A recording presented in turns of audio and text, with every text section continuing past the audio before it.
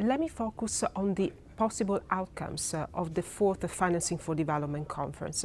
I think very few would dispute that we really need a significant ramp up in investment for transformative change in emerging and developing countries to move towards the targets of the Agenda 2030, to support low carbon transition and to build resilience. And to do that, we need all hands on deck.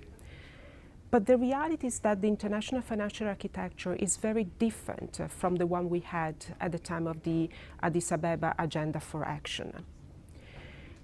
Investment for transformative change is important. It will need additional resources, but that's only part of the story. We also need to care about how resources are delivered and allocated. And that's particularly the case where we want to leverage and maximize the impact of all those resources and to reduce the transaction cost of a highly fragmented system of development finance. So certainly we should focus on the how much, but also on the how financing for development is delivered. And I think one of the priorities would be a push to reduce the fragmentation on government systems, which is not associated with an expanded pie, but also to reinvigorate the discussions around what makes development cooperation effective. And also, in the past few years, we heard loud and clear about the value of multilateral development banks in providing low-cost finance with technical assistance.